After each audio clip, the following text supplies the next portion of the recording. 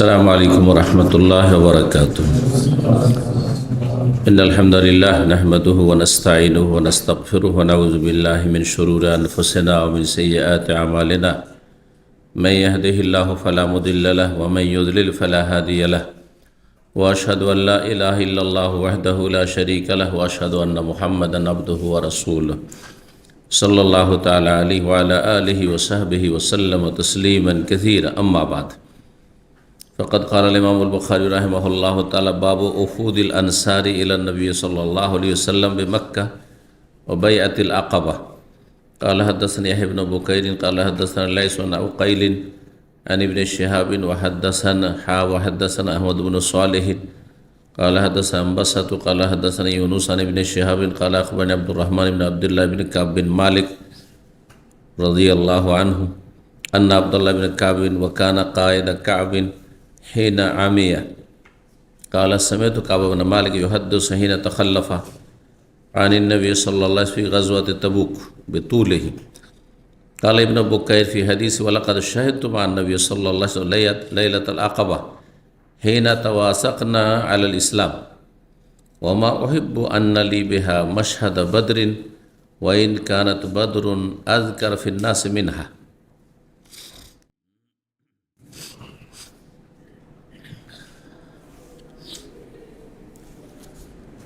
সম্মানিত দিনী ভাতৃমণ্ডলী, আল্লাহ রাব্বুল আলামিনের প্রশংসা, প্রিয় নবী সাল্লাল্লাহু আলাইহি সাল্লামের উপর সালাত ও সালামের পর আজ বুধবার 29শে রজব 1446 হিজরি মোতাবেক 29শে জানুয়ারি 2025 আমাদের ধারাবাহিক আলোচনা সহিহুল বুখারীর আনসারীদের মর্যাদা ফজিলত সম্পর্কে পর্ব নম্বর 14। বিষয়বস্তু এই অধ্যায়ে বলছেন ইমাম বুখারী রাহিমাহুল্লাহ 43 নম্বর অধ্যায় এই পর্বের। বাবু ওফুদিল আনসার এলা নবী সাল্লাল্লাহু আলাইহি ওয়াসাল্লাম। এই অধ্যায় হচ্ছে নবী সাল্লাল্লাহু আলাইহি ওয়াসাল্লামের কাছে আনসারীদের বিভিন্ন প্রতিনিধি দলের আগমন। কোথায়? মক্কাতুল মুকাররমে, মক্কায়। রাসূলুল্লাহ সাল্লাল্লাহু আলাইহি ওয়াসাল্লাম নবী হওয়ার পরে কত বছর ছিলেন? কত বছর? 13 বছর। এই সময়ে মদিনায় ইসলামের দাওয়াত পৌঁছে যায়। যখন পৌঁছে যায়, তারা দূর থেকে শুনে শুনে মাধ্যম দিয়েই বেশ কিছু মানুষ, সৎ প্রকৃতির মানুষ, ভালো মানুষ, তারা ইসলাম গ্রহণ করে এবং তারা নবী সাল্লাল্লাহু আলাইহি ওয়াসাল্লামের কাছে এসে দেখা করে গোপনে, রাতের অন্ধকারে, ঝুঁকিপূর্ণ অবস্থায়। কারণ নেতৃত্ব সেখানে কাফের জালেমদের, যারা কোনো ব্যক্তি সম্পর্কে যদি জানতে পারে যে ইসলাম গ্রহণ করেছে, তাহলে তার উপর জুলম অত্যাচারের শেষ নেই। সেই রকম প্রতিকূল অবস্থায় এসে তারা দেখা করেন মেনা থেকে মক্কার দিকে আসতে। জামরাতের পরে দুই দিক থেকে পাহাড় সংকীর্ণ হয়ে আসছে। ওই রকম জায়গাগুলোকে আকাবা বলা হয়। আঁকা মানে ঘাটি। ঘাটি শব্দটি আমরা ব্যবহার করি, কিন্তু হয়তো ওই অর্থে করি না। হ্যাঁ, আপনার সেনাবাহিনীর ঘাটি বলছেন, তাই না? কিন্তু ঘাটি বলা হয় দুই পাহাড়ের মাঝখানে খুব সংকীর্ণ জায়গা, সংকীর্ণ পথ, আর যেখানে চোখের আড়ালে দেখা সাক্ষাৎ করা যেতে পারে, তাও রাতের অন্ধকারে। আবার মক্কার বাইরে মেনার কাছাকাছি সেখানে দেখা করেছিলেন তারা। প্রথম আকাবার বায়াত হয়, দ্বিতীয় বায়াত হয়। এইসব সিরাতুন নবীতে বিস্তারিত আলোচনা করেছি। এই বায়াতগুলির আগে 6 জন প্রথম দেখা করে গিয়েছিলেন, আর তারপরে পরের বার 12 জন আসলেন, তারপরে 70-এর বেশি এসে তারা ইসলাম গ্রহণ করে নবী সাল্লাল্লাহু আলাইহি ওয়াসাল্লামের সাথে বায়াত শপথ করে গেছিলেন। জি, দুটো বায়াত, দুটো শপথ হয়ে থাকে। এইভাবে তারা মদিনায় গিয়ে আবার যারা মদিনায় রয়েছে তাদেরকে ইসলামের দাওয়াত দিতে থাকেন। আর অনেক নারী পুরুষ আওস এবং খাজরাজ বংশের, রাসূলুল্লাহ সাল্লাল্লাহু আলাইহি ওয়াসাল্লাম হিজরতের আগেই তারা ইসলাম গ্রহণ করেছিলেন। মদিনায় যথেষ্ট সংখ্যায় ইসলাম গ্রহণ করে নিয়েছিলেন রাসূলুল্লাহ আগমনের পূর্বেই। তো আনসারীদের একটি ফজিলত, মর্যাদার দিক। জি, 3000 হ্যাঁ, বলছেন যে মক্কায় নবী সাল্লাল্লাহু আলাইহি ওয়াসাল্লামের সাথে আনসারীদের বিভিন্ন প্রতিনিধি দলের আগমন বা সাক্ষাৎ, ও বাইআতুল আকাবা এবং আকাবা নামক বাইআত শপথ ইসলামের জন্য। 3889 নম্বর হাদিস বর্ণনা করছেন আব্দুর রহমান বিন আবদুল্লাহ বিন কাব বিন মালিক। কাব বিন মালিক প্রখ্যাত সাহাবী, যার ঘটনা রয়েছে বিশেষভাবে তবুক যুদ্ধে যে 3 জন যাবো-যাচি করে আর যেতে পারেননি, কিন্তু তারা খাঁটি মুমিন ছিলেন, তাদের অন্যতম তিনি। আর আল্লাহ রাব্বুল আলামিন তাদের তওবা কবুল করেছিলেন এবং কোরআনে কারীমে তাদের তওবার কথা আল্লাহ ওহীর মাধ্যমে জানিয়ে দিয়েছেন রাসূলুল্লাহ সাল্লাল্লাহু আলাইহি ওয়াসাল্লামকে। তো এই কাব বিন মালিকের ছেলের ছেলে আব্দুর রহমান, আব্দুর রহমানের বাবার নাম আবদুল্লাহ, আবদুল্লাহ বাবার নাম হচ্ছে কাব বিন মালিক, প্রখ্যাত সাহাবী আনসারী। তিনি আনসারী। তিনি বলছেন আন্না আবদুল্লাহ ইবনে কাব, কাবের ছেলে আবদুল্লাহ, ওয়াকানা কায়েদা কাব, তিনি কাব বিন মালিক সাহাবীকে নিয়ে বেড়াতেন সাথে করে। কেন? হিনা আমিয়া, যখন তিনি অন্ধ হয়ে গেছিলেন। তাহলে কাব বিন মালিক এমন একজন সাহাবী যিনি শেষ বয়সে দৃষ্টিশক্তি হারিয়ে ফেলেছিলেন, 2 চোখের অন্ধ হয়ে গেছিলেন। তো এইরকম ব্যক্তির জন্য একজন কি লাগে? সহযোগী লাগে। এই সহযোগী আরবিতে কায়েদ বলা হয়। কায়েদ মানে লিডার, যে লিড করে। কায়েদ কথাটি আমরা সব ক্ষেত্রে ব্যবহার না করলে, বিশেষ করে পাকিস্তান আমলে কথাটি খুব প্রসিদ্ধ ছিল, কায়েদে আজম। আপনারা বলেন ঠিকই, হয়তো নাম শুনে শুনে পরম্পরা বাপদাদাতে শুনে এসেছেন যে কায়েদে আজম একজন নেতা ছিল, হ্যাঁ, যে পাকিস্তানের জন্য সে আন্দোলন করেছিল। আন্দোলন করুক আর নাই করুক, তাকে সে প্রথম রাষ্ট্রপতি হয় আর কি। কিন্তু সেই ব্যক্তি কুখ্যাত একজন শিয়া ছিল, সে কোনো মুসলিম ছিল না, জি, শিয়া রাফেজি ছিল, জি। যার ফলে পাকিস্তানের ভাগ্যে কোনো ভালো কিছু জুটেনি। সৎ নেতৃত্ব না হলে, অসৎ নেতৃত্ব দিয়ে আর কী বা হবে? শুধু ভূখণ্ড নেনির কাজ হবে? কিছুই হয়নি, শুধু ভাগ করে নেওয়া হয়েছে, লাভ কিছুই হয়নি। না পাকিস্তানে ইসলাম কায়েম হয়েছে রাষ্ট্রীয় পর্যায়ে, না বাংলাদেশি কায়েম হয়েছে।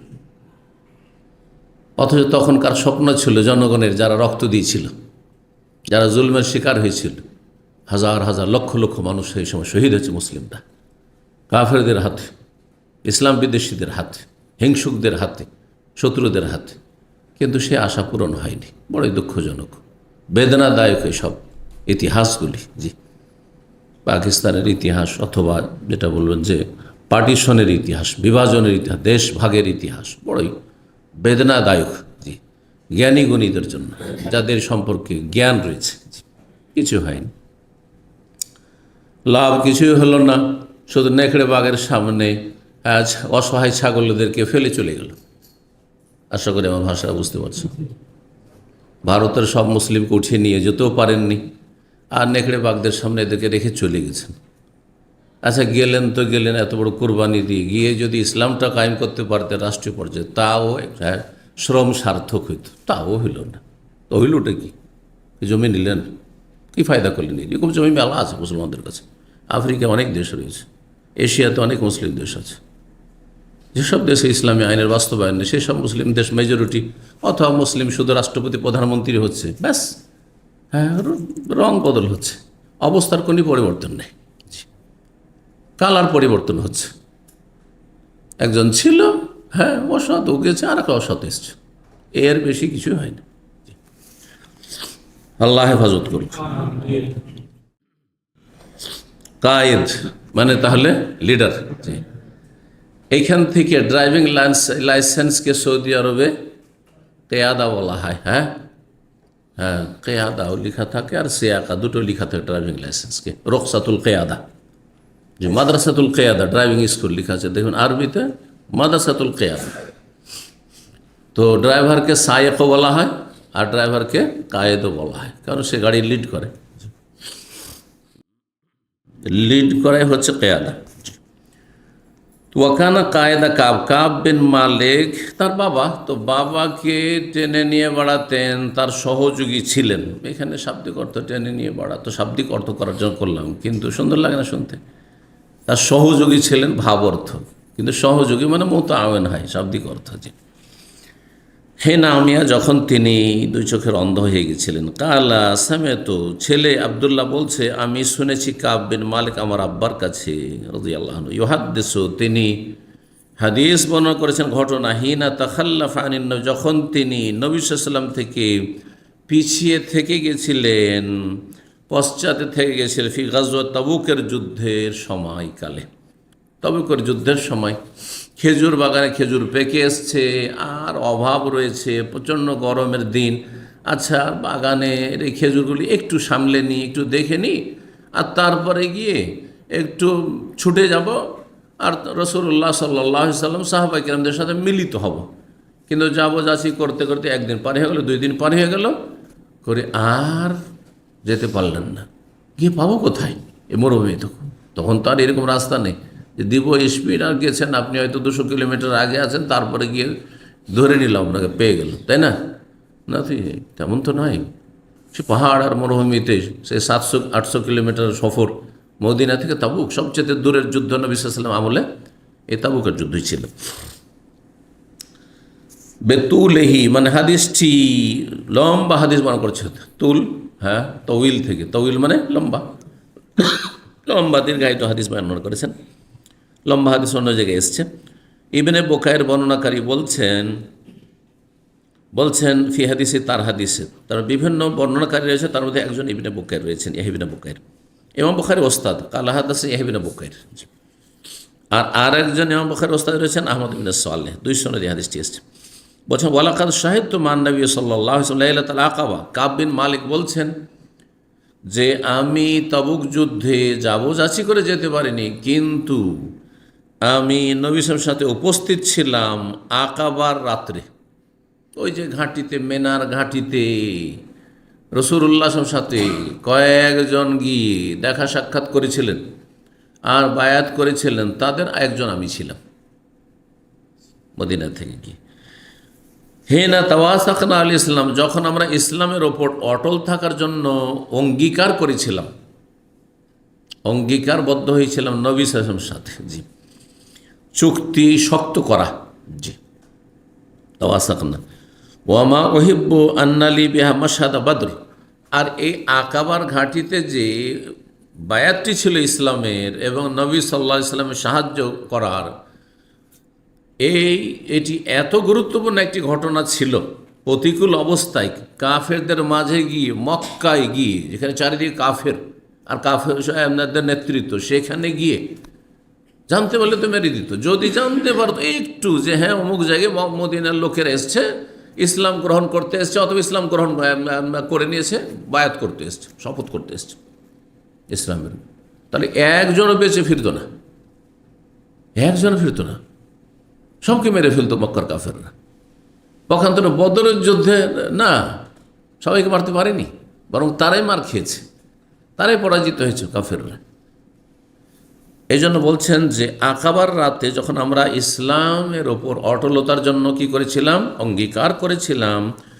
আর এই যে ঘটনাটি আকাবার ঘাটির যে বায়াত শপথ, ওয়ামা ওহিব্বু আন্নালি বিহা মাশহাদা বদর, আমি এইটা পছন্দ করি না বা প্রাধান্য দিই না যে এই আকাবার ঘাটির বায়াতের বিনিময়ে বদরের উপস্থিতি হোক।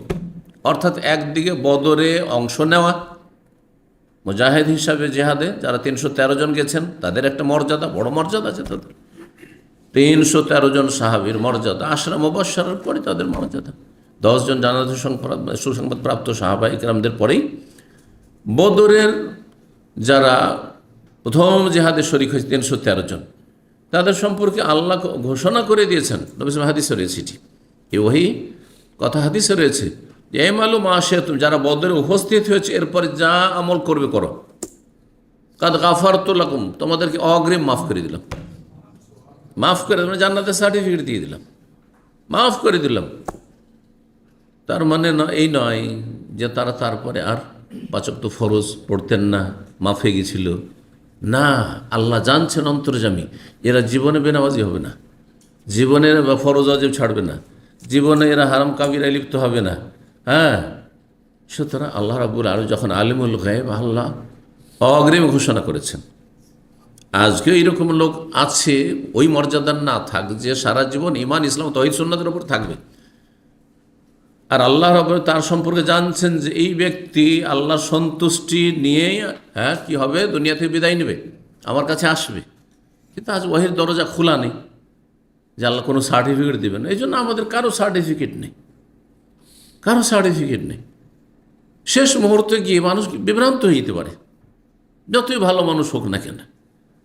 কিন্তু নবী সাল্লাল্লাহু আলাইহি ওয়াসাল্লামের জীবদ্দশায় ওয়াহির দরজা খোলা ছিল, এই জন্য সেখানে আল্লাহ জানিয়ে দিয়েছেন নবী সাল্লাল্লাহু আলাইহি ওয়াসাল্লাম সাহাবায়ে কেরামদেরকে যে 313 জন বদরে যারা শরীক হয়েছে যারা, সবাইকে আল্লাহ অগ্রিম ক্ষমার ঘোষণা করে দিয়েছেন, তারা সকলে জান্নাতি।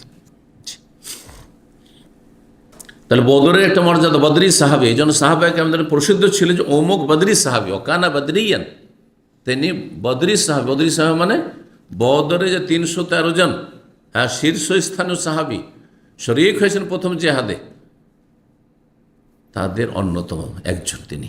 জি, এই যে মর্যাদা, তো কাব বিন মালিক তিনিও বদরে হাজির হয়েছেন আর আকাবার রাতেও হাজির, দুই মর্যাদা তিনি হাসিল করেছেন, বদরের মর্যাদা হাসিল করেছেন আর এই আকাবার বায়াতেও তিনি উপস্থিত হয়েছেন। বলছেন যে দুটোকে যদি পাশাপাশি তুলনা করা হয় তো আমি বদরের উপস্থিত হওয়াকে, অংশ নেওয়াকে এই আকাবায় বায়াতে উপস্থিত হওয়ার চাইতে বেশি প্রাধান্য দিই না, ফজিলতের মনে করি না। কেন? যেমনটা বললাম যে মক্কায় কত সংকটপূর্ণ ঝুঁকিপূর্ণ অবস্থা ছিল, জানতে পারলে একজনও সেখান থেকে ফিরে আসতো না, সবগুলিকে জবাই করে দিত। কারণ অল্প কয়জন আর তাদের ঘরে পেয়েছে, মক্কাতেই পেয়ে গেছে তাদেরকে, তাই না? কিন্তু এখানে বদরে তাদেরকে প্রস্তুতি নিয়ে আসতে হয়েছে, তারপরে তারা ছিল হাজার আর ওখানে সবাই আছে মক্কাতে, ওরা চারিদিক থেকে 100 জন ঘেরলে তো শেষ করে দেবে সবকে। তো বলছেন ওয়াইন কানাত বাদরুন, যদিও বদরের যুদ্ধটি আজকারা ফিন্নাস মিনহা, এই আকাবার ঘাঁটিতে বায়াতে উপস্থিত হওয়ার যে ঘটনা তার চাইতে বেশি জনসমাজে বেশি আলোচিত, কোনো একটি বিষয়ের আলোচনা বেশি হয় কিন্তু তার চাইতে অন্য বিষয়টি গুরুত্বপূর্ণ হয়। দেখেন ভাইরাল বক্তাদের আলোচনা অনেক বেশি হচ্ছে, কিন্তু ভাইরালদের দ্বারা মুসলিম উম্মার যে ফায়দা হয় তার চাইতে বেশি এমন এক ব্যক্তির দ্বারাও ফায়দা হইতে পারে যে ভাইরাল নয়। সে সাইলেন্ট কাজ করে যাচ্ছে, সে খ্যাতি চাই না, সে ভাইরাল হতে চাই না, জি, সে এত গ্যাদারিং চাই না, কিন্তু ভিত মজবুত করছে। বড় বড় আলেমরা রয়েছেন যাদেরকে সোশ্যাল মিডিয়াতে কেউ চেনেন না, কিন্তু তার আপন জায়গায় যেটুকু এখলাসের সাথে কাজ করছেন সেটাকে যদি এই ভাইরালগুলোর সাথে তুলনা করে, ভাইরালগুলোর অধিকাংশের আকিদাই বরবাদি, আকিদাই সর্বনাশ, মানহাজ সর্বনাশ। সাহাবায়ে কেরামদের আদর মতাদর্শ বুঝে না, সালাফদের মানহাজ মানে সাহাবায়ে কেরাম, তাবেইন, তাবা তাবেইন বুঝে না, মানে যুগের সাথে তাল দিয়ে চলে। এখন পরিস্থিতি বদলেছে, সুতরাং তারও গিরগিটের মতো রং বদলে গেছে। 15-16 বছর একরকম রং ছিল গিরগিটের, আর এখন কি হয়ে গেছে, ও গিরগিট আর রং পাল্টিয়ে দিয়েছে। না, আলেমের রং পাল্টাবে না। আমার মানহাজ গণতন্ত্র সম্পর্কে একই, যে কোনো পরিস্থিতিতে আমার মানহাজ নেতৃত্ব সম্পর্কে একই। আমি এটাকে সমর্থন করি না, ওটাকে সমর্থন করি না। আমাদের পাপ যেমন যেমন বেড়েছে তেমন অসৎ নেতৃত্ব এসেছে, সবে সমাজের গুনার কারণে। সমাজ যদি সৎ হতো তাহলে সেই সমাজ থেকে সৎ ব্যক্তি ওপরে যেতে পারত। সমাজের লোক সৎ লোককে চাই না। জি, আল্লাহ তৌফিক দান করুন। 3890 নম্বর হাদিস বর্ণনা করছেন জাবের বিন আব্দুল্লাহ রাদিয়াল্লাহু তাআলা আনহু, প্রখ্যাত সাহাবী বিনা সাহাবী, ইয়াকুল শাহিদা বি খালায়া আল আকাবা, আমার দুই মামা আমাকে নিয়ে উপস্থিত হয়েছিলেন আকাবার ঘাঁটিতে। আকাবাই যে বায়াতে আকাবা হয়েছিল, আকাবাই যে বায়াত হয়েছিল তাতে, তার মানে জাবের রাদিয়াল্লাহু তাআলা তিনি বলছেন যে আমার দুই মামা, তাহলে তার দুই মামা গিয়েছিলেন সেখানে। 70-এর বেশি যে দ্বিতীয় বায়াত আকাবা হয়েছিল, সেটাতে তাদের একজন ছিল জাবের, যুবক মানুষ, তিনি গেছেন মামার সাথে যেন নবী সাল্লাল্লাহু আলাইহি ওয়াসাল্লামের সাথে দেখা করতে যাব। জি, গোপনে, মক্কার লোকের কেউ জানে না, গেছেন রাতের অন্ধকারে বায়াত করে রাতাতে ফিরেছেন সেখান থেকে। কাল আবু আবদুল্লাহ, ইমাম বুখারী রাহিমাহুল্লাহ বলছেন, ইমাম বুখারী কুনিয়াত আবু আবদুল্লাহ। কাল ইবনে ওয়াইনা, তার ওস্তাদ সুফিয়ান বিন ওয়াইনা বলেছেন, আহাদুহুমা, এই যে জাবেরের দুই মামার একজন হচ্ছেন বারা বিন মারুর, বারা বিন মারুর, তিনি আনসারী। 3891 নম্বর হাদিস। হাদিস বর্ণনা করেছেন জাবের, বলছেন আনা ওয়া আবি ওয়া খালা মিন আসহাবিল আকাবা, আমি এবং আমার আব্বা, তাহলে জাবের বাবাও ছিলেন আব্দুল্লাহ, তিনিও বায়াত আকাবাতে শপথে গিয়েছিলেন, অংশ নিয়েছিলেন।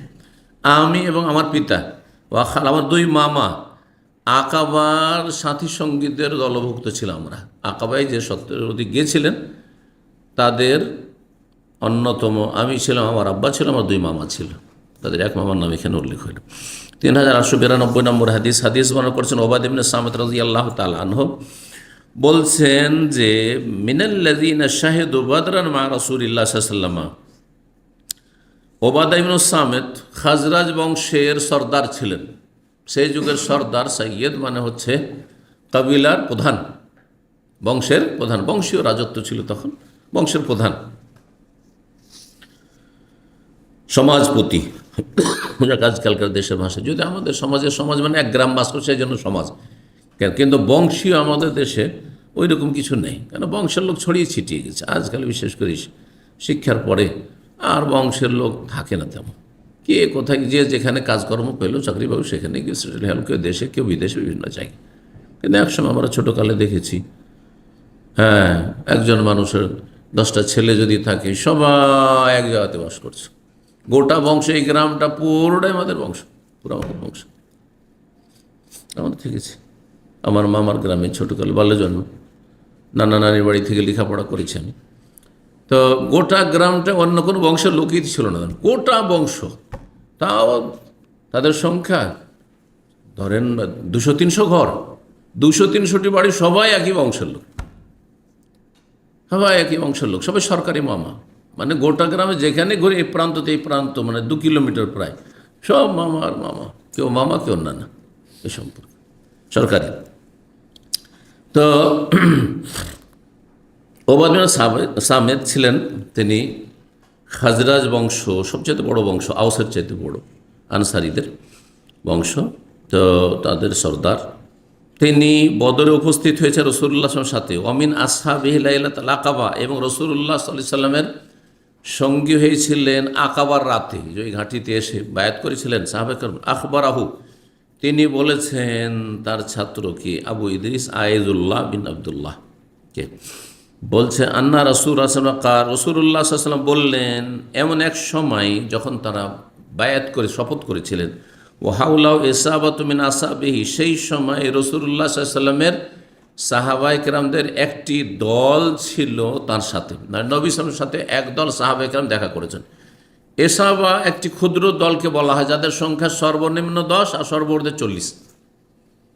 আরবি ভাষায় এক একটি শব্দের সূক্ষ্ম অর্থ আছে।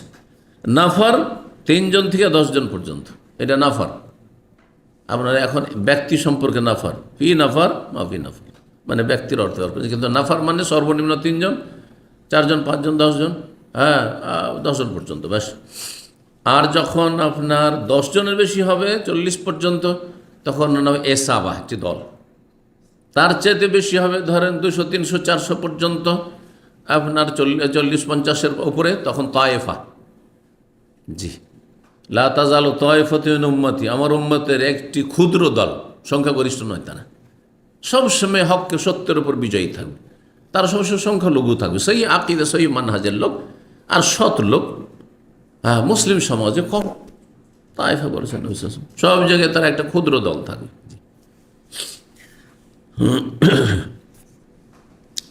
তো বলছেন যে রাসূলুল্লাহ সাল্লাল্লাহু আলাইহি ওয়াসাল্লাম বললেন ওদেরকে, তালাও, এসো। তাল মানে, আজকাল বলছেন তাল মানে এসো, ওর বহু বচন হচ্ছে তালাও, তালাও ইলা কালিমা। আল্লাহ কোরআনে বলছেন, তোমরা এসো, বাইউনি, আমার সাথে তোমরা শপথ করো, বায়াত করো, এই মর্মে যে আল্লাহ তুশরিকু বিল্লাহ, এক নম্বর যে আল্লাহর সাথে কোনো কিছুকে শরীক, আগে তৌহিদ শিরক মুক্ত হয়, এক নম্বর ক্ষমতা দখল নাই। দেখেন এই পয়েন্টগুলোর মধ্যে একটি ক্ষমতার কথা আসলো না, কিন্তু সবগুলি ব্যক্তি জীবন, পারিবারিক জীবন, সামাজিক জীবনের সাথে সম্পর্ক। তার বোঝাচ্ছে যে ভিত হচ্ছে ব্যক্তির সংশোধন, ভিত এই নয়, ফাউন্ডেশন এই নয় যে সরকার সংসদ, ক্ষমতার সংশোধন, ওটা শেষখানে। কারণ যত বেশি লোক হবে তত সমস্যা বাড়বে না? আমরা যখন স্বামী স্ত্রী ছিলেন তখন বাড়িতে ঝামেলা কম হইতো, দুইজনে অ্যাডজাস্ট হয়ে গেলে কাজ হয়ে যেত। ছেলেমেয়েরা যতদিন নাবালক ছিল, ততদিন আরও সমস্যা কম ছিল। অনেকে মনে করে যে এখন ছেলে মেয়ে বড় হয়ে গেছে, আর আপনার কি চিন্তা। এখন আরও বেশি পেরেশানি বেড়েছে। অভিজ্ঞ লোকদেরকে জিজ্ঞেস করবেন, যাদের তিক্ত অভিজ্ঞতা আছে। ছেলেমেয়েরা যত বড় হয়েছে তত বেশি সমস্যা বেড়েছে। এই ছেলে সমস্যা, তো ওই মেয়ের সমস্যা, না হয় ওই জামাইয়ের সমস্যা, মেয়ে ভালো মেয়ের জামাই সমস্যা বাড়তি আছে। তো আমরা যে বড় আশা করে বসে আছি যে এক সময় বুড়ো হয়ে যাব, আর ছেলের স্বাবলম্বী হয়ে যাবে, কাজকর্ম করবে, আর আমরা আরামে থাকবো, আর খাওয়া দাওয়া করবো, আর মুরব্বি ঘুরবো। না না না, দুনিয়া সবসময় কষ্টের। এক কষ্ট গেছে তো আর এক কষ্ট বেড়েছে। ছেলে মেয়েদের ওই প্রতিপালন, বাল্যজোয়ার প্রতিপালনে যে কষ্টগুলি ছিল, স্কুল মাদ্রাসায় দিয়ে আসো তো, নিয়ে আসো তো, এদের জন্য কষ্ট করো, রোজগার করো, ওই আলাদা কষ্ট ছিল। কিন্তু ছেলে যখন সাবালক হয়েছে, মেয়েরা সাবালিকা হয়েছে, বিয়ে শাদীর টেনশন আর এক ঝুঁকি, ভালো পরিবার পাওয়া, ভালো ছেলে পাওয়া আর এক কষ্ট পেলাম। তারপর বিভিন্ন রকমের সমস্যা, মানসিক, শারীরিক, পারিবারিক সব রকমের সমস্যা বাড়তি আছে। এই জন্য দুনিয়া কোনো সুখের জায়গা নয়। সব স্তরে পেরেশানি আছে, অশান্তি আছে। এক এক স্তরে গিয়ে এক এক রকমের অশান্তি আছে। আল্লাহ হেফাজত করুন। আল্লাহর সাথে কোনো কিছুকে শরীক করিও না, এক নম্বর। তাহলে তৌহিদ আগে, শিরক মুক্ত আগে। ওয়ালা তাসরিকু, চুরি করিও না। 2, 3 নম্বর ওয়ালা তাজনু, ব্যভিচার করিও না। ওয়ালা তাকতুলু আওলা, ছেলে মেয়েদেরকে হত্যা করিও না। কারণ আরবদের বদচরিত্র ছিল, সবার নয়, কিন্তু এক শ্রেণী আরবদের, তারা অভাবের কারণে কি করত, ছেলে মেয়েদেরকে জীবন্ত মেরে দিত, দাফন করে দিত। বিশেষ করে মেয়ে সন্তানকে, কন্যা সন্তানকে, তাতে কোনো লাভ দেখতে পেত না। নোংরামি তাদের ছিল, জি, বদচরিত্র ছিল, দুনিয়ার স্বার্থ। ছেলে থাকলে কাজে আসবে, কি কাজ আসবে? লাঠির প্রয়োজন। গ্রামাঞ্চলে আমাদের দেশে লাঠির প্রয়োজন আছে, জনবল। গুন্ডা বাহিনীদের জনবল আছে। পয়সা না থাকলে কী হবে? জনবল আছে, জনবল দিয়ে চাঁদাবাজি করে পয়সার অভাব হয় না তখন আর। ওয়ালা তাকতুলু আওলাদাকুম, যে কোনো নিরীহ ব্যক্তিকে হত্যা করা হারাম। কিন্তু যদি কেউ ছেলে মেয়েদেরকে হত্যা করে, কচি কাঁচা নিষ্পাপদেরকে হত্যা করে, আরও বেশি হারাম। ওয়ালা তাতু, কয়টি হলো? 4টি হলো। 5 নম্বর ওয়ালা তাতু বিবহতানিন তাফতারুনহু বাইনা আইদিকুম ওয়া আরজুলিকুম। 5 নম্বর হচ্ছে তোমরা মিথ্যা আরোপ করিও না, মিথ্যা রচনা করিও না, কারণ মিথ্যা অপবাদ দিও না, কারো মিথ্যা অপবাদ দিও না, যা তোমরা নিজেদের সামনে, হাত পায়ের সামনে, মানে নিজের পক্ষ থেকে। এই যে মানুষ কোনো কিছু যখন কারো উপর অপবাদ দেয়, তখন প্রথম অন্তরে কথাগুলি, শয়তানি কথাগুলি আসে। লোকটা খারাপ, লোকটা চোর, লোকটা লুচ্চা, এই কথাগুলি কোথায় আসে? হৃদয়ে আসে। আর হৃদয়টা কোথায় আছে? 2 হাত আর 2 পায়ের মাঝখানে আছে। এই জন্য এই ভাষাটি ব্যক্ত করা হয়েছে। তো বাইনা আইদিকুম ওয়া আরজুলিকুম, তোমাদের হাত এবং পায়ের সামনে, মানে তোমাদের নিজের পক্ষ থেকে মন গড়া কোনো কথা তোমরা রচনা করে নিলে আর অপবাদ দিয়ে দিলে না। মিথ্যা অপবাদ দেওয়া কাবিরা গুনাহ, কাবিরা গুনাহ। জেনা ব্যভিচারের যদি আপনি অপবাদ দেন, তাহলে 80টি বেত্রাঘাত কিন্তু কোড়া খেতে হবে, যদি 4 জন সাক্ষী না নিয়ে আসতে পারে। জি। আর অন্য যদি অপবাদ দেন তো আল্লাহর কাছে বড় কাবিরা গুনাহ। তার জন্য হয়তো দুনিয়ার দণ্ডবিধান নেই, কিন্তু আল্লাহর কাছে বড় কাবিরা গুনাহ, তার শাস্তি রয়েছে দুনিয়া আখিরাতে। 6 নম্বর ওয়ালা তাসুনি ফি মারুফ, ভালো কাজে আমার রাসূলুল্লাহ বিরুদ্ধাচরণ, নাফরমানি করিও না। ভালো কথা বলেছেন নবী সাল্লাল্লাহু আলাইহি ওয়াসাল্লাম, এটা করো, এটা করিও না, মেনে চলো, নাফরমানি করিও না। ফামান ওয়াফা মিনকুম, 6টি কথা। তাই 6টি কথার উপর কি করলেন? বায়াত নিলেন। তাহলে ইসলাম গ্রহণ করেছে, এই কাজগুলি করতে হবে। তোমাদের মধ্যে যারা এই চুক্তিকে সম্পূর্ণ করবে, পূর্ণ করবে, ফাজরুহু আলাল্লাহ, তার নেকি প্রতিদান আল্লাহর কাছে রয়েছে। কার কাছে পাবে? মানুষের কাছে চেয়ে না, আল্লাহর কাছে। ওমান আসামিন জালিকা শাইয়ান, আর তোমরা এর উপর বায়াত করলে যে শিরিক করব না, আমরা চুরি করব না, আমরা ব্যভিচারের কাছে যাব না, আমরা কোনো খুনের সাথে জড়িত হব না, কারো মিথ্যারোপ করব না, মিথ্যা রচনা করব না, আল্লাহ রসুলের নাফরমানি করব না। এইসব বলার পরে যদি এর কোনো কিছুতে জড়িয়ে যাও, লিপ্ত হয়ে যাও, বলছেন ফাউকে বাবে ফিদ দুনিয়া, তাহলে দুইয়ের এক হবে অবস্থা।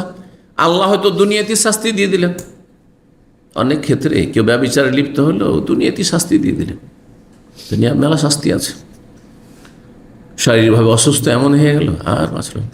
আমি এরকম চরিত্রহীনগুলোকে জানি, যারা ব্যভিচার, তাদের বদ স্বভাব ছিল, আয়ুর বরকতে এমন ছিনিয়ে এনেছেন আল্লাহ রব্বুল আলমিন যে 30 বছর বয়সেই মারাত্মক রোগে আক্রান্ত হয়ে হালাক হয়ে গেছে, তওবা নসিব হয়নি। জি, কিছু হারাম খাবে, হারাম খাওয়ার পর বিভিন্ন রকম বালা মুসিবতে আক্রান্ত। সুদ খোর অধিকাংশ শেষ জীবনে অনেক কষ্ট পায়, অনেক কষ্ট পায়। একদিক থেকে হারাম খেয়েছিল, আর একদিক থেকে এত পয়সা বেরিয়ে চলে গেছে যে কোনো জীবনে বরকত নাই, পারিবারিক কোনো শান্তি নেই, ছেলে মেয়েদেরকে কোনো শান্তি নেই। সব অসৎ ছেলে পয়দা হয়েছে, হারাম খাইয়েছে বাচ্চাদেরকে, ছেলে মেয়েদেরকে। দুনিয়ার শাস্তি যদি আল্লাহ দিয়ে দেন, দুনিয়ার শাস্তি বলতে বিষয় দণ্ডবিধান। কেউ মিথ্যা অপবাদ দিল জেনার, আর তাকে কি করা হলো? 80টি বেত্রাঘাত করা হলো, তাহলে এটা দিয়ে কাফারা হয়ে যাবে। কারণ ওলামারা বলেছেন যে আল হুদুদ কাফারাতুল লিআহলিহা, যে দণ্ডবিধান কায়েম করে দেওয়া হয়, তাহলে যার উপর দণ্ডবিধান কায়েম করা হবে তার এই গুনার কাফারা মোচন হয়ে গেল। তাহলে কেউ যদি ব্যভিচারে লিপ্ত হয় আর তাকে পাথর দিয়ে সংসার করা হবে বিবাহিত হওয়ার কারণে, তাহলে গুনাহ মাফ হয়ে গেছে, ওই গুনাহটি মাফ হয়েছে, যেটার জন্য শাস্তি দেওয়া হয়েছে। অন্য গুনাহ নয়, অন্য গুনার জন্য তওবা, কিন্তু এটার জন্য মাফ হয়ে গেছে। যদি চুরি করে আর হাত কাটা হয়েছে, তাহলে ওই চুরির গুনাহ মাফ, বুঝছেন না? আরও মেলা চুরি করেছে, ডাকাতি করেছে, সেগুলো তো ধরা খায়নি, কিন্তু যেটাতে ধরা খেয়েছে আর হাত কাটা গেছে, ওই গুনাহ মাফ। দুনিয়ায় যদি শাস্তি দিয়ে দেওয়া হয়, তাহলে বলছেন যে ফাউকা ফিদ দুনিয়া, দুনিয়ায় যদি শাস্তি দিয়ে দেওয়া হয় ফাহু আলাহু কাফারা, এটি কাফারা। এই হাদিসের দলিল যে আল্লাহ 2বার শাস্তি দেবেন না, আল্লাহ 2বার শাস্তি দেবেন। কিছু কিছু পাপ আছে 2বার শাস্তি দেবেন, তার অন্যতম হচ্ছে বাপ মাকে কষ্ট দেওয়া, আত্মীয়দের সম্পর্ক নষ্ট করা, হক নষ্ট করা, আত্মীয়দের হকের উপরে বিস্তারিত আলোচনা করেছি। জি, সতর্ক সাবধান। এগুলোর ক্ষেত্রে হয় কি যে দুনিয়াতেও শাস্তি, আখিরাতেও শাস্তি। বাপ মাকে কষ্ট দিয়েছেন, বাপ মায়ের হক নষ্ট করেছেন, বাপ মার সাথে দুর্ব্যবহার করেছেন, বিশেষ করে বার্ধক্য অবস্থায় তারা পৌঁছে গেছে, এখন তো কাজকর্ম করতে পারেন না, আপনার পাশে দাঁড়ানো উচিত ছিল, খোঁজ খবর নিয়ে না, কি খাই না খাই, কোথায় বাস করে, কঠিন অবস্থা। কামাত্তা দিনও তো দেন, আপনার সাথে এইরকমই দুনিয়াতে হবে, আখিরাতেও শাস্তি হবে। আত্মীয়দের সাথে সম্পর্ক ছিন্ন করেছেন আপনি, ভাইদের সাথে কথা বলেন না, বোনদের সাথে কথা বলেন না, আপনি চাচাদের সাথে কথা বলেন না, মামার সাথে কথা বলেন না, আপনি শত্রুতা দুনিয়ার পয়সার জন্য, জমি জায়গা তুচ্ছ স্বার্থের জন্য, এই রাজনৈতিক পার্টির জন্য। দুনিয়া তো শাস্তি হবে, আখিরাতেও শাস্তি হবে এগুলো। কিন্তু অধিকাংশ পাপের ক্ষেত্রে যেগুলো আল্লাহর হকের সাথে সম্পর্কিত, সেই হকগুলির ক্ষেত্রে দুনিয়া শাস্তি হয়ে গেলে আখিরাত আল্লাহ শাস্তি, দুইবার করে আল্লাহর দয়া মায়ার পরিপন্থী বিষয়টি। এই জন্য আল্লাহ কাজ করবেন না, আল্লাহ অনুগ্রহপূর্বক ডবল শাস্তি দেবেন না। ওমান আসাবা মিন যালিকা শাইআন, আর কেউ যদি এসব গুনাহে লিপ্ত হয়, ফাসাতারাহুল্লাহ, আরেকটি অবস্থা যে আল্লাহ কিন্তু এটাকে ঢেকে রেখে দিলেন, পর্দা দিয়ে রেখে দিলেন। চুরি করেছে, ধরা খায়নি, জেনা করেছে, ধরা খায়নি, কেউ জানতে পারেনি, আল্লাহ শুধু জেনেছেন। আর কারো সামনে অপদস্থ হইল না, লাঞ্ছিত হইল না, তাকে অবিবাহিত ছিল 100টি বেত্রাঘাত করা হইল না, অথবা বিবাহিত ছিল মৃত্যুদণ্ডও দেওয়া হইল না, কারণ আজকাল সেসব রাষ্ট্রীয় আইন নাই। সুতরাং এই অনুমতি নাই যে আপনি করুন, আপনি আসামের কাঠ করে দাঁড়াবেন আপনি যদি কাউকে মেরে সংসার করেন, আইন হাতে নেন। তো দুনিয়াতে আল্লাহ ঢেকে রেখে দিলেন, এক কথাই শাস্তি হইল না। ফামরু হইল আল্লাহ, তাহলে আল্লাহর ইচ্ছাধীন। ইনশা আকাবা, আল্লাহ চাইলে আখিরাতে শাস্তি দেবেন। মরে গেলেন ব্যভিচারে শাস্তি হলো না, মরে গেলেন চুরির কোনো শাস্তি হলো না, মরে গেলেন, বিভিন্ন পাপ করেছেন, আল্লাহ রসুল নাফরমানি করেছেন, মেলা গুনাহ করেছেন, কিন্তু দুনিয়াতে কোনো শাস্তি হলো না। অনেকে ধূমপান করে, সিগারেট খায়, জর্দা খায়, বলে আপনারা যে বলেন জর্দা খেলে আর ধূমপান করলে ক্যান্সার হয়, কই আমি তো সুস্থ আছি। হ্যাঁ, তাকে আল্লাহ ছাড় দিয়ে দুনিয়াতে শাস্তি দেয়নি, আখিরাতে শাস্তি দিবে আল্লাহ। হ্যাঁ, কবরে শাস্তি দিবে আল্লাহ রাব্বুল আলামিন। হ্যাঁ, দুনিয়াতে আপনার এই ধূমপান করার যে আগুনের প্রয়োজন হয়েছে, সেখানে আগুনের প্রয়োজন হয় জাহান্নামে। হ্যাঁ, যাও জাহান্নাম থেকে আগুন নিয়ে এসো, যাও, জ্বলে এসো জাহান্নাম থেকে। জি, শাস্তি হবে। ওয়াইন শাহ আফান, আল্লাহ চাইলে মাফ করে দেবেন। কাল আফা বায়াত আলা যালিক। ওবাদ আমির সাহেব বলছেন যে এই কথাগুলি, পয়েন্টগুলির ওপর, যে 6টি বিষয় ছিল, এগুলোর ওপর আমরা কি করলাম, সবাই রাসূলুল্লাহর সাথে বায়াত করলাম, শপথ করলাম। জি, কিন্তু এইসব দলীয় কোনো বায়াত নেই। কেউ মওদুদি জামাত করে, সেই জন্য সে রুকুন হয়েছে, সাথী হয়েছে, বায়াত করছে, এইসব জায়েজ নয়। হ্যাঁ, এক দেশে একাধিক বায়াত নেই।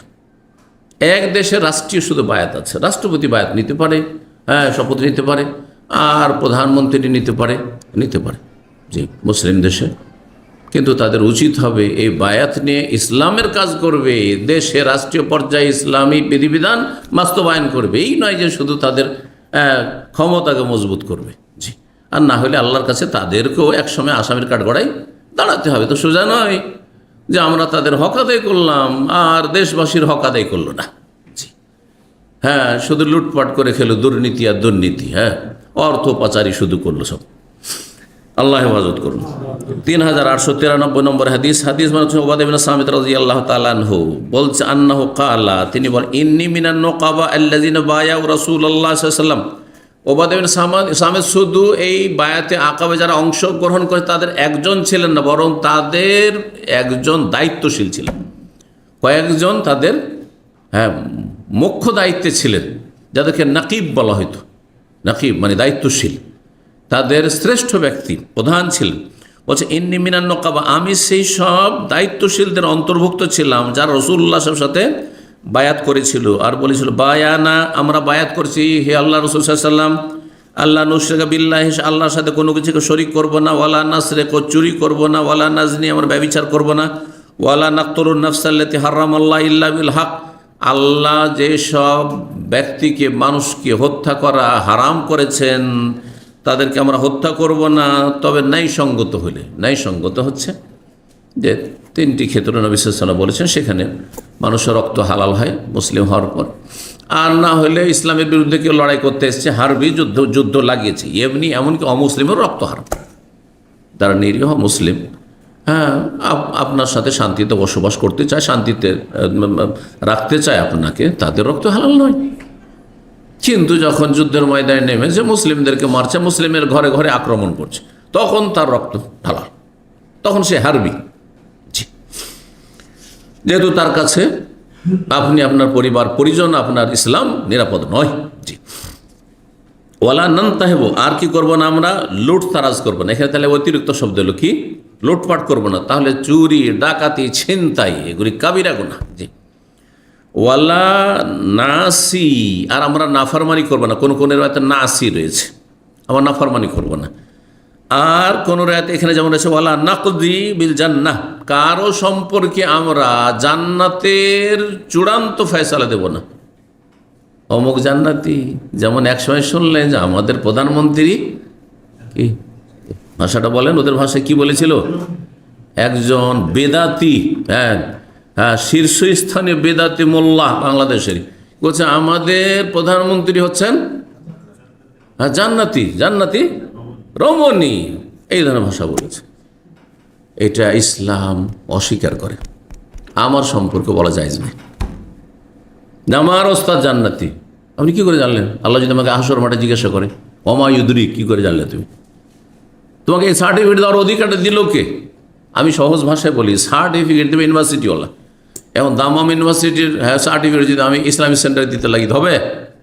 আমি সার্টিফিকেট রাসূলুল্লাহ সাল্লাল্লাহু আলাইহি ওয়াসাল্লাম, রাসূলুল্লাহ সাল্লাল্লাহু আলাইহি ওয়াসাল্লাম জান্নাতের সার্টিফিকেট দিয়েছেন। আবু বকরিন ফিল জান্নাহ, ওমর ফিল জান্নাত, ওসমান ফিল জান্নাত, এইভাবে সার্টিফিকেট দিয়েছেন। কিন্তু আমার কে সার্টিফিকেট দিয়েছে? আপনার মুরব্বীর কে সার্টিফিকেট দিয়েছে? আপনার রাষ্ট্রপতি, প্রধানমন্ত্রী কে সার্টিফিকেট দিয়েছে? এসব দুনিয়াদারি করে মানুষ লাঞ্ছিত হয়। কত লাঞ্ছিত সমাজের কাছে বলুন তো দেখি। কিন্তু যারা জবানকে আমাদের মতো সংযত রেখেছে, আল্লাহ এবং রসুলের কথা বলে, আলহামদুলিল্লাহ সবসময় মানুষ কাছে সম্মানিত, কখনো ছোট হইতে হয় না। এই জন্য কারো সম্পর্কে, আচ্ছা আমাদের সহি আকীদার বেশ কিছু মানুষরা, বেশ কিছু আলেম সমাজও রয়েছে, হুট করে কারো একটা মাসলা শুনে শুধু বলে দিয়েছে হ্যাঁ হ্যাঁ আমিন যদি বলা আছে রফে দিনে আছে, এই সহি আকীদায় চলে এসছে। দিল জোনপুরি বিদাতি ওই পীর ভণ্ড কেউ দিল এই সহি আকীদায়, সৌদি আরব প্রশংসা করেছে, সহি আকীদায় চলে এসছে। মূর্খামি এগুলা। আর তার কয়েকদিন পরে দিল ইবনে তাইমিয়া কাফের, নাউজুবিল্লাহ, আলবানি কাফের, তো ওহাবিরা কাফের, নাউজুবিল্লাহ কাফের, মানে ওর কাছে সার্টিফিকেট আছে, ও ঢালাওভাবে সার্টিফিকেট, কুফরি সার্টিফিকেট বিতরণ করে। না লাইক আল্লাহ যেন দুনিয়া আখিরাতে লাঞ্ছিত করে। জি, তো ওয়ালা নাকযিবিল জান্নাহ, কারো সম্পর্কে জান্নাতের চূড়ান্ত ফয়সালা দিবেন না। বলেন আশা করি রবের কাছে যে আল্লাহ তাকে জান্নাত দেবেন, এইটা বলতে পারেন আশা করি। অথবা বলেন আল্লাহ তুমি তাকে জান্নাত দাও, সবচেয়ে ভালো। আশার চেয়ে বেশি দোয়াটাতে ফায়দা হলো। আপনার আশা করে তো আমার কি ফায়দা? আপনার আশাতে কোনো ফায়দা হবে না যদি আপনি দোয়া না করেন। তো জি, এতটা যে আমি আশা করছি কারো সম্পর্কে ভালো, তার মানে তার হিতাকাঙ্ক্ষী, আমি তাকে ভালোবাসি, এতটুকু শুধু। কিন্তু দোয়া দিলেন না। ইনফাল না জালিক, যদি আমরা এই ভালো কাজগুলি করি তাহলে কি পাবো? জান্নাত পাবো। ইনফাল না জালিকা, যদি আমরা এগুলো করি তাহলে আমরা জান্নাত পাবো, এখানে উজ্জ্ব আছে। অথবা রয়েছে যে কোন রিওয়ায়াত আবার এখানে রয়েছে কি, বিভিন্ন যেহেতু পাণ্ডুলিপি, সেহেতু ফাল জান্নাত ইনফাল না জালিকা, মানে ওয়ালা না আসি, আমরা নাফরমানি করবো না, হয়ে গেল, থেমে গেল, তারপরে বিল জান্নাত নেই, ফাল জান্নাত, তাহলে জান্নাত পাবো। ইনফাআল্লাহ, এই ভালো কাজগুলি যদি আমরা করি, শিরক না করি, তারপরে চুরি না করি, ব্যভিচার না করি, খুন না করি, লুটতারাজ না করি, যদি আল্লাহ রসুল নাফরমানি না করি, তাহলে ফাল জান্নাত ইনফাআল্লাহ, এগুলো কাজ করলে আমরা জান্নাত পাবো ইনশাআল্লাহ। জি, ফাইন গাশিনা মিন যালিকা শাইয়ান, কিন্তু এই পাপগুলির কোনটিতে যদি লিপ্ত হয়ে যায় আমরা, কানা কাযাউ যালিকা ইলাল্লাহ, তাহলে এর চূড়ান্ত ফয়সালা আল্লাহর ইচ্ছাধীন। আল্লাহ যা ইচ্ছা তাই করবেন। জরুরি নয় যে কেউ যদি চুরি করে আল্লাহ ওকে শাস্তি দেবেন, জরুরি না, আল্লাহর ফরজ না। আল্লাহ যদি আমি এই বান্দাকে মাফ করে দিলাম, চুরি করেছে কিন্তু এর মানে নাকি কাজ নাকি আছে, মাফ করে দিলাম, আল্লাহর ইচ্ছা। হ্যাঁ, এই লোক রোজা ছেড়েছে, জরুরি নয় যে আল্লাহ আযাব দেবেন। হ্যাঁ, এই লোক বেদাত করেছে, বড় বেদাত, কুফরির বেদাত না, কুফরি শিরকের কথা, ওই অবস্থায় মারা গেলে মাফ করবে না। কিন্তু ধরেন কেউ বেদাত করেছে, সম্মিলিত মোনাজাতের বেদাত করেছে, অথবা নিয়ত পড়ার বেদাত করেছে, আমরা চিরকালে জাহান্নামী বানানো তো হারাম, কিন্তু অস্থায়ী জাহান্নামী সেটাও নিশ্চিত নয়, আল্লাহর ইচ্ছাধীন। দেখেন কাবিরা গুনাহ সম্পর্কে, সব কাবিরা গুনার কথা হচ্ছে, আল্লাহর ইচ্ছাধীন। একমাত্র ঈমান ভঙ্গ করে মারা গেলে আল্লাহ কখনো জান্নাত দেবে না, জান্নাত হারাম। কিন্তু ঈমান অবস্থায় কেউ চোর যদি হয়, জিনাও করে থাকে, আল্লাহ না করে, যদি কাউকে খুনও করে থাকে, লুটপাটও করে থাকে, চুরিও করে থাকে, আর যদি কোনো নাফরমানি করে থাকে, আল্লাহ রসুলের নাফরমানি, কেউ টাকার নিচে কাপড়, কারো দাঁড়িয়ে নেই, জরুরি না যে আল্লাহ আযাব দেবেন, আল্লাহর ইচ্ছাধীন। কি এলো হাদিসে, কানা কাযাউ যালিকা, আমার ফয়সালা চলবে না। আল্লাহ এরা তো সারা জীবন টাকার নিচে কাপড়ে, সারা জীবনে বুড়ো হয়ে মরে গেছে, দাড়ি রাখেনি, আমি শাস্তি দেবো নাকি? আল্লাহ বলে আমি, আমার ইচ্ছা, আল্লাহ ইচ্ছা হলে অবশ্যই শাস্তি দেবেন। হ্যাঁ, সাধারণ এইটাই কমন হুকুম, সাধারণ হুকুম হচ্ছে যে আপনি গুনাহ করে যাচ্ছেন কন্টিনিউ, তাহলে আপনাকে আযাবের সম্মুখীন হইতে হবে। কিন্তু আল্লাহ মাফ করে দিতে পারেন, কাবিরা গুনাহ আল্লাহ মাফ করতে পারেন। আল্লাহ রহমতে আমি বাধা দেন আল্লাহকে, আল্লাহ আমার নিয়ে দিচ্ছেন, আপনারা নিয়ে দিচ্ছেন। হ্যাঁ, এটা সবসময় মনে রাখবেন, এটা আকীদা। আল্লাহর হক আল্লাহ সব ছেড়ে, বান্দার হকের ক্ষেত্রে শর্ত শুধু যে কারো আপনি বেঈমানি করেছেন আর ধার নিয়েছেন, দেননি, তখন ও না মাফ করে আল্লাহ মাফ করবেন না। হ্যাঁ, ও যদি মাফ করে দেয় আর আল্লাহ বলে আমিও মাফ করে দিলাম। আরে তুমি বান্দা মানুষ হয়ে যদি মানুষকে মাফ করতে পারো, তোমার 2000 রিয়াল, তাহলে আমি কেন মাফ করবো না? আমি মাফ করে দিলাম, অসুবিধা আছে? বিষয়গুলি বোঝার চেষ্টা করতে হয়। কোনো একটা গুনাহ করলে দিলেন একবারে শক্ত ভাষা, মনে করছেন খুব হেদায়েত করে দিলাম, না, আপনি ও খারেজি মানহাজে চলে গেলেন। দাইয়ুস কোশ্চিন কালেও জাহান্নামে। কোশ্চিন কাল কোথায় আছে? প্রথম কথা, হাদিসে কোশ্চিন কাল নেই। 2 নম্বর, তারপরে আপনি কি মনে করলেন যে ফাসেক চিরকাল জাহান্নামী হবে? অস্থায়ী জাহান্নামী। তাহলে কোশ্চিন কথাটি কি করে আপনার মুখে আসছে? এটা তো আলেমের পরিচয় নাই। দাইয়ুসের শাস্তি হচ্ছে জাহান্নাম, কিন্তু আল্লাহ যদি বলেন আমার ইচ্ছাধীন, জাহান্নাম এটা শাস্তি, কিন্তু আমি মাফ করতে পারি। রাষ্ট্রপতির যদি অধিকার থাকে যে মৃত্যুদণ্ডের আসামিকে মাফ করে দিচ্ছে, হ্যাঁ বেনামি খালাস করে দিচ্ছে, তাহলে রবের কেউ হক নাই? হ্যাঁ, ইয়াফআলুল্লাহু মা ইয়াশা, আল্লাহ যা ইচ্ছা তাই করতে পারেন। জি, 44 নম্বর অধ্যায়, বাবু তাজওয়িজিন নবী সাল্লাল্লাহু আলাইহি ওয়াসাল্লাম আয়েশা ওয়া কুদুমিহা আল মদিনা ওয়া বিনাইহি বিহা। এই অধ্যায় হচ্ছে নবী সাল্লাল্লাহু আলাইহি ওয়াসাল্লামের বিবাহ বন্ধন মা আয়েশা রাদিয়াল্লাহু তাআলা আনহার সাথে, আর নবী সাল্লাল্লাহু আলাইহি ওয়াসাল্লামের আগমন মদিনা হিজরত করে, ও বিনাইহা ও কুদুমহা মানে আয়েশা রাদিয়াল্লাহু তাআলা আনহার আগমন, আয়েশাও হিজরত করে আসলে বাবার পরে পরে। বাবা তো হিজরত করে এসেছিলেন কার সাথে? নবী সাল্লাল্লাহু আলাইহি ওয়াসাল্লাম সফর সঙ্গী হয়ে চলে এলেন, হ্যাঁ, কিন্তু পরিবার পরে এসছে, তার স্ত্রী তার ছেলে মেয়েরা তারা পরে এসছে। আব্দুর রহমান ছিল, আব্দুর রহমান আবু বকর, তারপরে আসমা মেয়ে, তারপরে আয়েশা ছোট, তো তারা পরে হিজরত করে এসছেন। ও বেনা এহি বেহা, এবং নবী সাল্লাল্লাহু আলাইহি ওয়াসাল্লামের তার সাথে বাসর, বেনা বানায়াবনি মানে ঘর বানানো, এই জন্য রাজমিস্ত্রিকে বান্না বলা হয়, এখানে বলা হয় না। তো স্ত্রীর সাথে ঘর বসানো মানে বাসর, ভাবার্থ এটা ভদ্র ভাষা। 3894 নম্বর হাদিস বর্ণনা করছে মায়েশা রাদিয়াল্লাহু তাআলা আনহা স্বয়ং তার ঘটনা সম্পর্কে, বিয়ের বলছে, তাজাওয়াজানিন নবী সাল্লাল্লাহু আলাইহি ওয়াসাল্লাম বিনতু সিত্তে সিনিন, আমাকে নবী সাল্লাল্লাহু যখন বিয়ে করেছেন তখন আমি 6 বছরের মেয়ে ছিলাম। নাবালিকা বিবাহ তো আমরা ছোটকালে দেখেছি, শুধু মুসলিমদের মধ্যে না, হিন্দুদের। আমার গ্রামে একটা মেয়ে ছিল রাধা বলে, স্কুলে প্রাইমারি স্কুলে পড়তাম, ক্লাস 3-তে, আমি ও 2-এ পড়তাম। মেয়েটি আমাদের চোখের সামনে 2-4-10টা বাড়ি পরে তাদের বাড়ি, একেবারে নাবালিকা, 10 বছরের মেয়ে বিয়ে হয়েছে। এই কালে ছিল, আজকে থেকে 40 বছর আগে, 45 বছর আগে। আর যদি ওই যুগে যান, আর একটু দূরে ছোট রবীন্দ্রনাথ ঠাকুরের যুগে যান, তো নিজেই নাবালিকা বিয়ে করেছে রবীন্দ্রনাথ ঠাকুর। নাবালিকা বাল্যবিবাহ আজকালকার সরকারের আইনে অপরাধ, 18 বছর আগে বিয়ে করে, কিন্তু শরীয়তে এমনকি অমুসলিমদের কাছে এটি অপরাধ বলে কোনো ছিল না। অমুসলিমদের মধ্যে নাবালিকা, হিন্দুদের মধ্যে তো নাবালিকা বিয়ে তো আরও বেশি ছিল, আরও বেশি ছিল। যদি সম্মতি থাকে উভয় পক্ষ থেকে, তো বিয়ে নাবালক অবস্থায়, নাবালিক অবস্থায় শরীয়তের দৃষ্টিতে জায়েজ না জায়েজ নয়, কিন্তু বাসরের জন্য শর্ত সাবালিকা। আর সাবালিকা মানে 18 বছর নয় মেয়ে, সাবালিকা 12 বছরে হইতে পারে, ঠিক না? তার কমে আরব দেশে, গরম দেশে সাবালিকা হইতে পারে 9 বছরে মাসিক হচ্ছে। দাম্মামে এক উর্দু ভাষী আমার কিছু ভক্ত ছিল, আছেও, তোরা মাসলা আমার কাছে জিজ্ঞেস করে, হঠাৎ করে টেলিফোন করছে হিতাকাঙ্ক্ষী মানুষ কর্ণাটকের, যে আমার মেয়ের মাসিক হয়েছে। আমি বললাম আপনার মেয়েকে তো ছোট্ট দেখলাম, করে মাঝে মাঝে দাওয়াত করতো, তো ছোটো দেখলাম, এই ছোটো মেয়ে, তো বলছে 9 বছর বয়স। 9 বছরের মাসিক? এই প্রথম 9 বছর মাসিক। সাধারণত জানি যে 11 বছর 12 বছর অন্তত তারপরে মাসিক হয়, সাধারণত মাসিক হতে পারে। তা আরবরা ছোটো থেকে গরম খাবার, গরম দেশে বসবাস, এদের 9 বছরের সাবালিক অধিকাংশ মেয়েরা দেখেন অল্প বয়সী, মনে হচ্ছে যে কত, হ্যাঁ 20 বছর 25 বছরের মেয়ে হয়ে গেছে, হ্যাঁ ছেলেরা ওই রকম। তো মায়েশা রাদিয়াল্লাহু তাআলা বিয়ে হয়েছে 6 বছর বয়সে, ফাকাদেমনা আল মাদিনা, তাহলে বিয়ে মক্কাতে হয়ে গেছে, কিন্তু তখন তার নবী সাল্লাল্লাহু আলাইহি ওয়াসাল্লামের সাথে বাসর হয়নি। মদিনা আসলাম, ফানাজাল্লা ফি বানিল হারিস বিন খাজরাজ, আমরা অবতরণ করলাম, মানে আমাদের পরিবার এসে অবস্থান করলো হারিস বিন খাজরাজের গোত্রে। আনসারের বিভিন্ন গোত্রের মধ্যে হারিস বিন খাজরাজের গোত্রে আমাদের পরিবার অবস্থান করলো। ফাওয়াইকতু, আর মদিনা আসার পর আবহাওয়া খুবই খারাপ ছিল। আল্লাহু আকবার, মদিনার আবহাওয়া এত খারাপ ছিল এক সময়, যে বর্তমান বাংলাদেশ ভারতের আবহাওয়া এত খারাপ না। জি, এখানে আসলে বাইরের লোক আসলে অসুস্থ হয়ে যেত। জি, ওয়াবার জায়গা, মহামারীর জায়গা ছিল, আর তো ওয়াবা হাদিসে রয়েছে, মহামারীর জায়গা, মানুষ আসলে অসুস্থ হবে।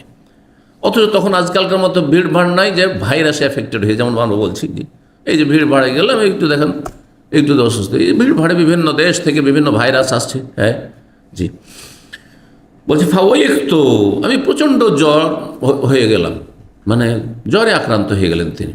আমি খুব জ্বরে, ওয়াক মানে হচ্ছে হোম্মা, আজকাল আরবিরই হচ্ছে জ্বরের হোম্মাও বলেন না আপনারা, হারারা বলছেন। হারারা মানে হচ্ছে টেম্পারেচার, গরম তো, শরীর গরম হলেই জ্বর হয়, সেই জন্য হারারা মানে জ্বর, কিন্তু হারারা মানে জ্বর নয়, হারারা মানে হিট, গরম। তাহলে হোম্মা মানে জ্বর আর ওয়াকুন মানে জ্বর। তো প্রচণ্ড জ্বরে আক্রান্ত হয়ে গেলাম, এমন জ্বর হয়েছিল মা আয়েশাকে, ফাতামাজ দাকা শাড়ি, আমার মাথার চুলগুলি সবগুলি ঝরে পড়ে গেছিল। আল্লাহু আকবার। বেশি জ্বর হলে, বেশি রোগে আক্রান্ত হলে ছেলেমেয়েদের চুল পড়ে যায়, এবার বিভিন্ন ভিটামিনের ঘাটতির কারণে চুল সব পড়ে যায়, টাকলা হয়ে যায়। তাই হয়েছিল। ওয়াফা জুমাইমাতান, আর তার কিছুদিন পরে সুস্থ হয়ে আমার পূর্ণ আবার চুলও হয়ে গেল, ধীরে ধীরে বড় হয়ে। জি। ফাতাতনি উম্মে রোমান, একদিন আমার মা উম্মে রোমান, তাহলে আয়েশার মার নাম কি ছিল? উম্মে রোমান। উম্মে রোমান আমার মা আমার কাছে আসলেন হঠাৎ করে। ওয়াইন্নি লাফি উরজুহাতিন, আমি দোলনায় তখন খেলা করছিলাম। তাহলে মেয়েদের 8-9 বছর বয়সে দোলনা খেলা, এই প্রচলন তখন ছিল। এখনও দেখা যায় অনেক সময় বৃষ্টিছে যে কি করে, দোলনা খেলে অনেকে।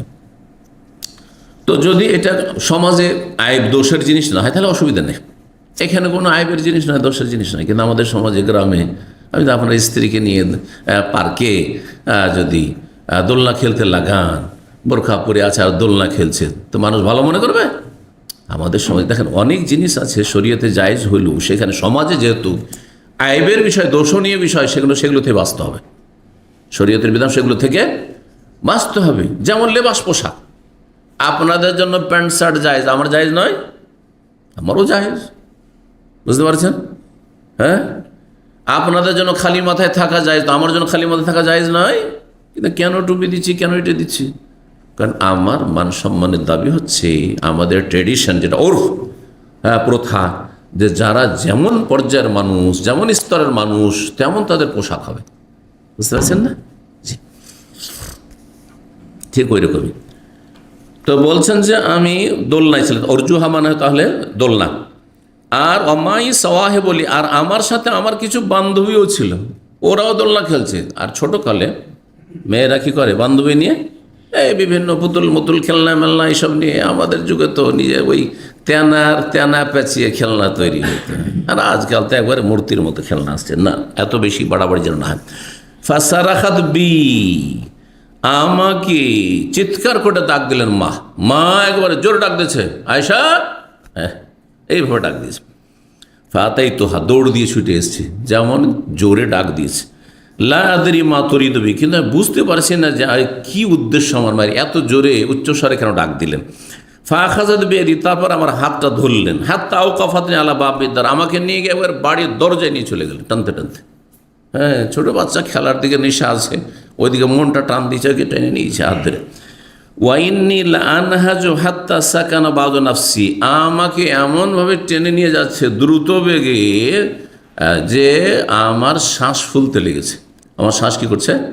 ফুলতে লেগেছে। হাত্তা সাকানা বাদু নাফাসি, আর তারপরে ধীরে ধীরে আমার শ্বাসটা কি হলো, ঠান্ডা হইল, স্থির হইল। সাকানা মানে স্থির হইল। সুম্মা আখাযা শাইয়্যাম মিন মাইন, তারপরে আমার আম্মা অল্প একটু পানি হাতে নিলেন। ফামাসাহাত বি ওয়াজহি ওয়া রাসি, তারপর আমার মুখটা পানি দিয়ে একটু মুছে পরিষ্কার করে দিলেন, সুন্দর করে দিলেন। ওয়া রাসি, আমার মাথার চুলগুলিকে পানি দিয়ে একটু করে ভিজাই। হ্যাঁ, মা খালারা আমাদের চুলগুলিকে, শীতে বসে না, একটু সুন্দর করবে, এই চুলগুলিকে বসাবার জন্য একটু পানি টানি দিয়ে দিল। আর তারপর আজকাল কোথায় পাবেন কন্ডিশনার, এক সময় তো যখন প্রথম কন্ডিশনার দেখতে লাগলাম, আমি নিজেই বুঝি না। আমি যখন হোটেলে থাকার মতো পর্যায়ে গেলাম, ওই কয়েক বছর আগের কথা বলছি, আপনারা হাসবেন হয়তো, কারণ আমি ওই জগৎ থেকে একেবারে সম্পর্কহীন। আমি শরীরের আলহামদুলিল্লাহ আল্লাহ পাক আমাকে সৃষ্টি করতে দিয়েছেন, কখনো ক্রিম নিজের পয়সায় কিনে দিই। এই নয় যে কেউ হাতিয়ে দিচ্ছে আর ওটা ব্যবহার করছে, আমি ক্রিমের ধারি না।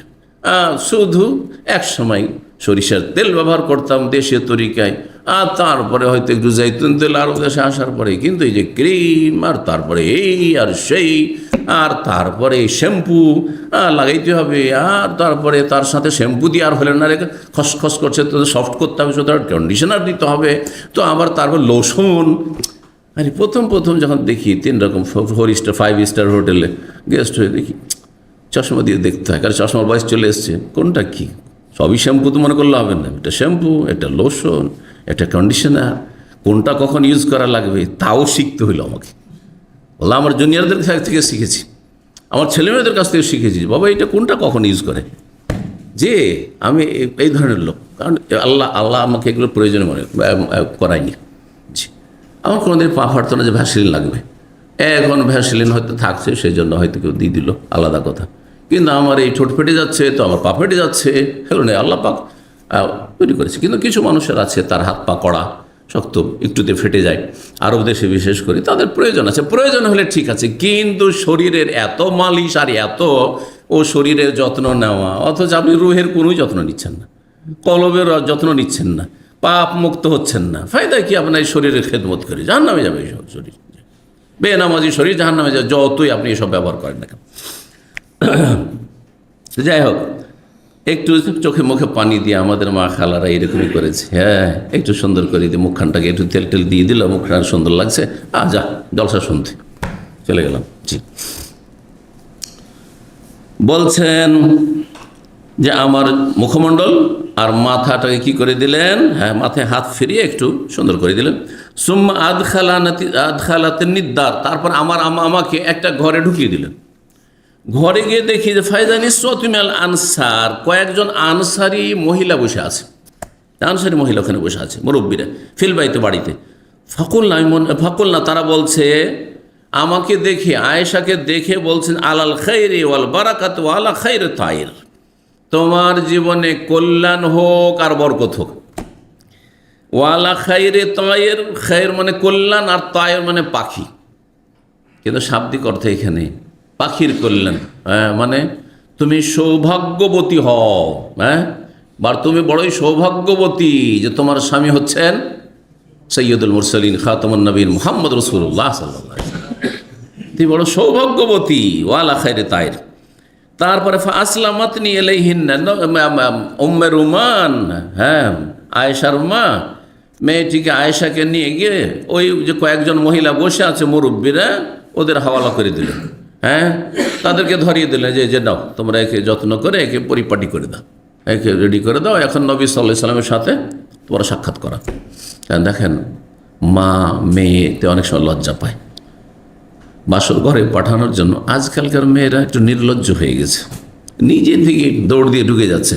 কিন্তু আমরা ছোটোকালে দেখেছি, বুঝতে পারছেন, রাতের অন্ধকারে গোটা বাড়ির লোক যতক্ষণ ঘুমিয়ে না গেছে কে পাঠায়, না অসম্ভব কথা।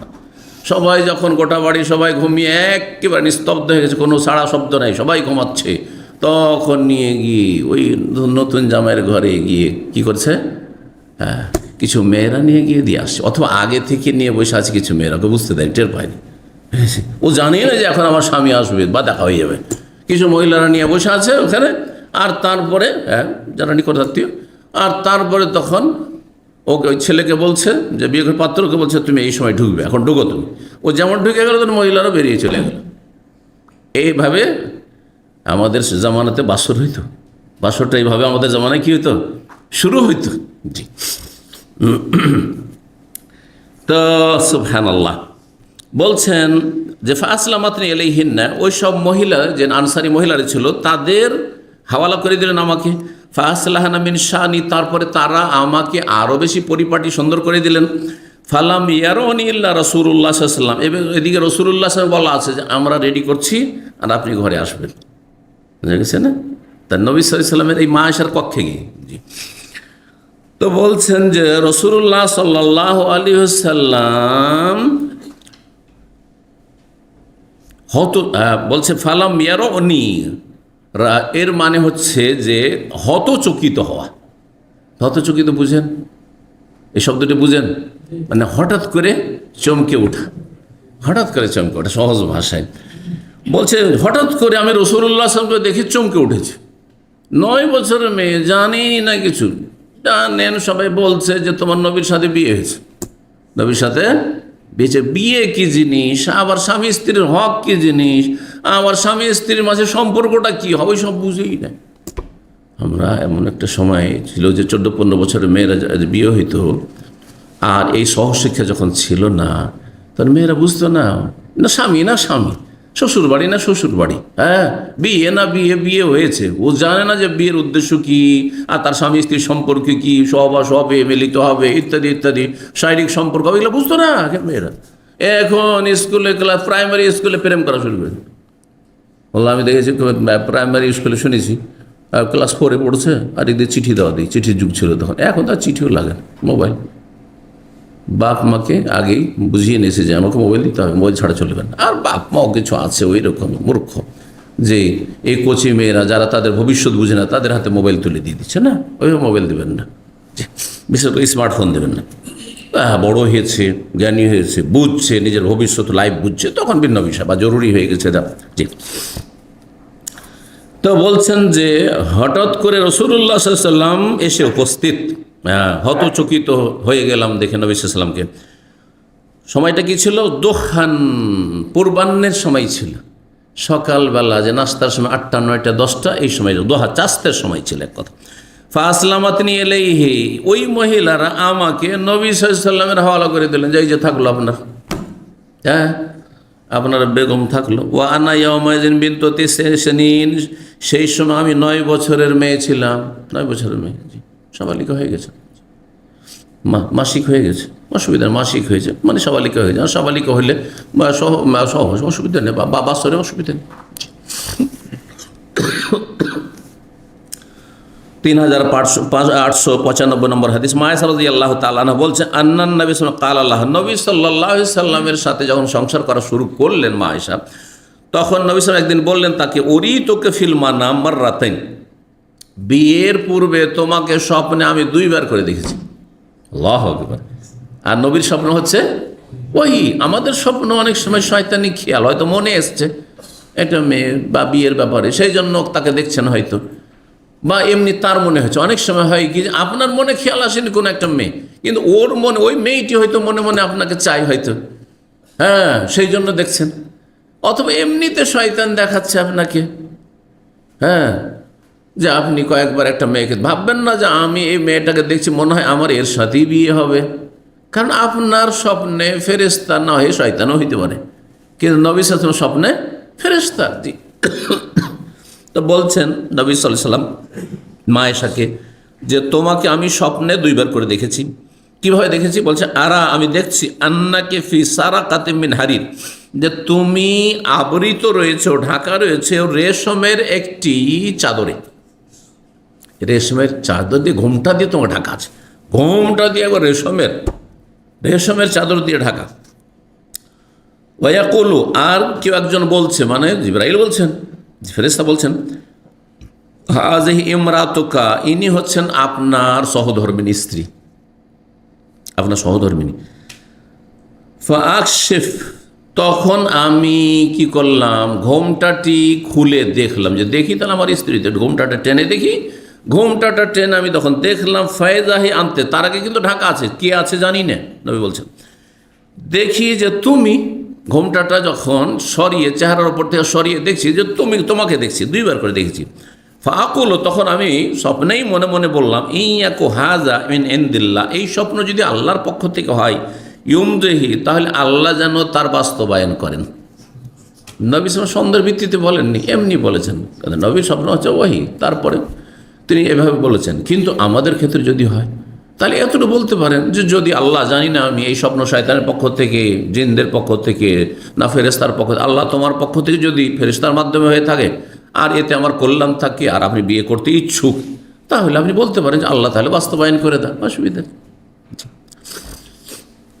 3896 নম্বর হাদিস বর্ণনা করছেন হেশাম বিন উরওয়া, তার পিতা উরওয়া থেকে, হ্যাঁ, বলছেন, তুফিয়াত খাদিজা তো ক্বাবলা মাখরাজিন নবী ইলাল মদিনা বিসালাসিন, খাদিজা রাদিয়াল্লাহু তাআলা নবী সাল্লাল্লাহু আলাইহি ওয়াসাল্লামের বড় সহধর্মিনী উম্মুল মুমিনিন, তিনি ইন্তেকাল করেছিলেন নবী সাল্লাল্লাহু আলাইহি ওয়াসাল্লাম মদিনায় হিজরত করে আসার 3 বছর পূর্বে, তার মানে নবুয়তের 10ম বছরে, নবী হওয়ার পরে 10 বছর পূর্তি হয়ে, তার তখন বয়স কত তাহলে নবীর?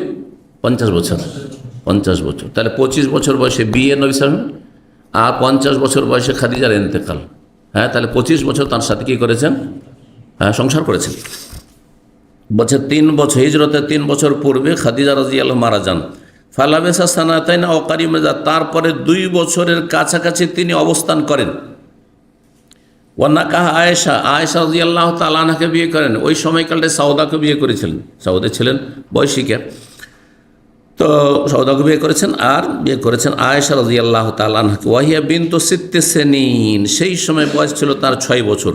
সুম্মা বানা বিহা, তার সাথে বাসর করেছেন। ওয়াহিয়া বিনতু তিসিন, সেই সময় নবী সাল্লাল্লাহু আলাইহি সাল্লামের সহধর্মিণী আয়েশা রাদিয়াল্লাহু তাআলা বয়স ছিল 9 বছর। 9 বছর বয়সে সংসার করেছেন। আর ইন্তেকাল যখন করে রাসূলুল্লাহ সাল্লাল্লাহু আলাইহি সাল্লাম, তখন বয়স ছিল 18 বছর।